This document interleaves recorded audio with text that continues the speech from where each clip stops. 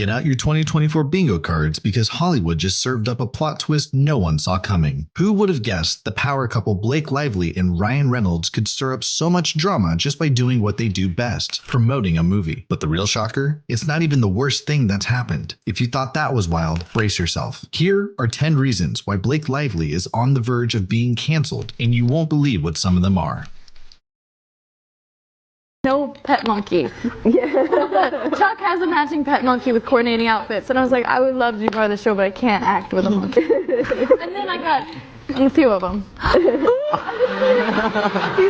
If you ever sat down to watch Gossip Girls, you'd think the co-stars would be best friends. But what if I told you things weren't as perfect as they seemed? In fact, in a resurfaced interview from Pallyfest 2008, Blake Lively stirred the pot with a surprising revelation about her role as Serena. During a panel with Leighton Meester and the rest of the cast, Blake shared how she had to negotiate with the show's creators. Chuck Bass was supposed to have a pet monkey in the original books, a detail Blake hated. So to get the part, she told them, "I'd love to be part of the show, but I can't act like a monkey." Now, there's nothing wrong with that, but things took an awkward turn when Blake turned to Leighton and joked, "Well, I caught a few of them." The audience chuckled, but Leighton looked annoyed, and Chase Crawford and Penn Badgley couldn't hide their discomfort. Blake noticed the tension and quickly added, "Come on, that was a joke. Lord, have mercy." But the damage was done. After all, not many people would take being called a monkey on TV as a joke, and Leighton was definitely not one of them. The moment has since fueled rumors of on-set tension, making everyone wonder if there was more to Blake's joke than she let on. Maybe there was more drama on the set of Gossip Girl than we ever knew. What do you think? If you think calling her co-star a monkey was bad, then you definitely haven't heard of her marriage. Let's rewind a bit because there's a lot more to the story than just some questionable choice of words. Back in 2012, Blake and her husband Ryan Reynolds tied the knot at Boone Hall Plantation in South Carolina, a venue famous for its dark history of slave labor. That's right, they said "I do" on a plantation. Come on. The wedding immediately got backlash, and in the years since, the two have gone on to apologize, calling the decision a big mistake and expressing deep regret. But here's the kicker. It wasn't just a lapse in judgment, it was part of a pattern that would resurface again and again. Don't believe us? Check out what she did next. Fast forward to 2014, fresh off of a controversial wedding and calling her co-star a monkey. Do you want to take a guess at what the actress did next? No need to guess, because we got the tea right here. In a move that many will question for years to come, Blake decides to launch a lifestyle website called Preserve, which is basically Pinterest with a Southern Belle twist. It gets worse, because she poetically went on about the allure of the antebellum South, complete with a photo shoot of a white woman on a porch with columns. Talk about tone deaf, people. As expected, critics were quick to call out the romanticizing of a period steeped in the horrors of slavery. The backlash was swift, and the site was shut down faster than you could say cultural appropriation. In the end, Blake didn't even see what she did wrong, as she later blamed the failure on behind-the-scenes issues, but let's be real, it was all about the content. And if you think that's all, you clearly don't know Blake. Just when we took a sigh of relief and thought it couldn't get any messier, Bale brought in the one and only Woody Allen.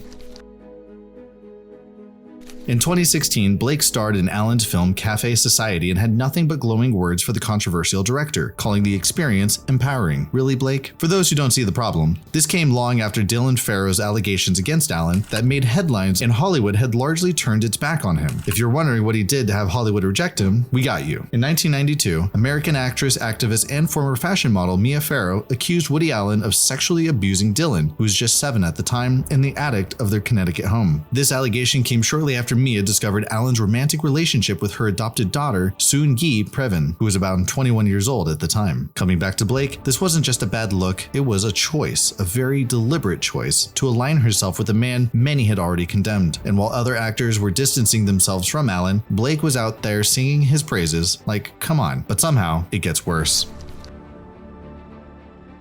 Back in 2012, Blake made a comment in an interview. Well, see for yourself. These rumors that you guys don't get along.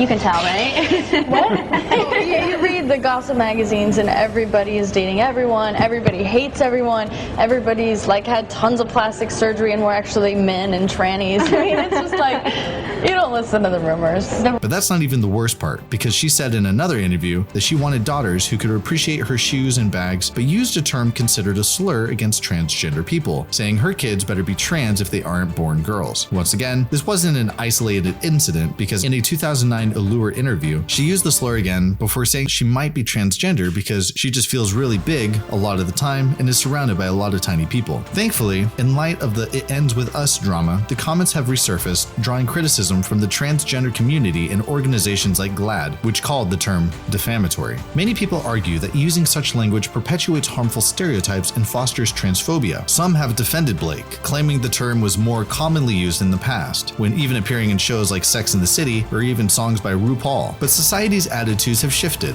language evolves, and what was once casually used is now seen as hurtful and disrespectful. But something tells me that Blake isn't going to care about that after all. The next thing on the list is arguably worse.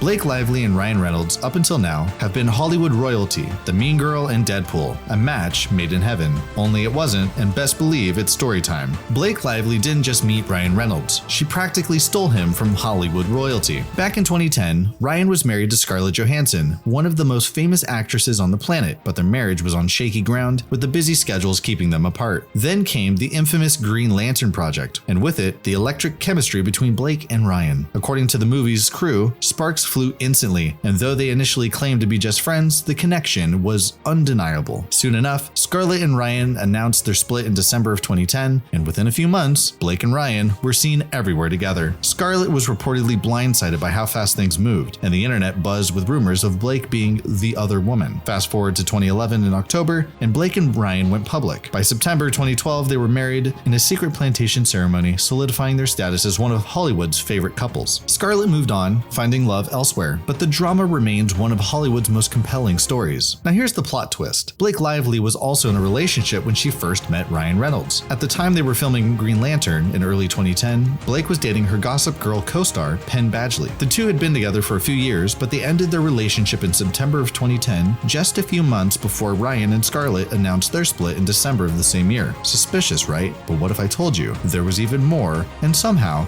Leo was involved? To get the gist, we have to travel back to 2011 when Blake Lively found herself at the center of a whirlwind love triangle involving two of Hollywood's biggest heartthrobs, Leonardo DiCaprio and Ryan Reynolds. After Leo split from supermodel Bar Raffaele, he and Blake were spotted canoodling around Europe, yachts in Cannes, strolls in Venice, all the works. Blake even charmed Leo with some quirky photo messages sending pictures of a doll she traveled with. It really seemed like the Gossip Girl star had captured the Titanic heartthrob's attention. But just as quickly as this steamy summer romance started, it fizzled. Now enter everyone's favorite hero, Ryan Reynolds. Fresh off of his own divorce with Scarlett Johansson, Ryan and Blake, who met on the set of Green Lantern, started getting cozy right after her split from Leo. Their timing was impeccable. Now here's the juicy part, because Leo wasn't too thrilled seeing Blake cozy up to Ryan, especially after their short-lived fling. I mean, the man proposed to her, and she said she wasn't ready, then went on to marry Ryan about a year later. Come on, Blake. In the end, Blake and Ryan's chemistry was undeniable. They married in 2012 and became Hollywood's favorite playful power couple, while Leo went back to his model-filled bachelor life. The love triangle didn't last, but again, isn't it weird to leave a man who proposed to you just to steal someone else's? What do you think? Blake Lively may look like a picture-perfect Hollywood star, but behind the scenes, she's been giving interviewers a very hard time. In fact, recently, journalist Kirsty Flaw spilled some juicy tea about a bizarre encounter with Blake from 8 years ago. During an encounter for Cafe Society, yes, the same one in 2016, Kirsty found herself in what she calls the most awkward interview situation she's ever had. What went down, you ask? Well, Kirsty was trying to keep it light and friendly, offering Blake a cheerful "congratulations on your little bump," referring to her pregnancy. But Blake wasn't having any of it. She shot back. Congrats on your little bump. Even though she wasn't. Ouch. The room's vibe turned icy as Kirsty tried to pivot by asking about costumes. Parker Posey, Blake's co-star, just sat there while Blake kept up her cold, aloof demeanor, making the whole thing feel like a bad high school drama scene. In fact, Kirsty went on to say this. My job. I felt really horrible afterwards. It was so bad, Blake Lively and her co-star Parker Posey were even nicknamed by social media the Mean Girls. Like many things on this list, Blake's story only gets worse, and this time it starts with a movie that is trying to end her. It Ends With Us. Blake Lively's attempt to sell It Ends With Us was a Hollywood disaster of epic proportions. If you're wondering why, here's the tea. The movie tackles heavy themes like domestic violence and emotional trauma, but you wouldn't know that from Blake's social media blitz. I mean, instead of leaning into the gravity of the story, Blake treated it like another chic fashion moment. She was out there promoting glam outfits and breezy, carefree posts. But then her main character, Justin Baldoni, on the other hand, took it for what it should have been, a serious movie. It was very surreal. I optioned it originally because I was so moved by it after I read it. And because I had such a cathartic experience reading the book, and I knew what this book meant to so many of the original Die Hard fans who had discovered Colleen on Goodreads and ranked it, so high, and also had life-changing experiences after reading it.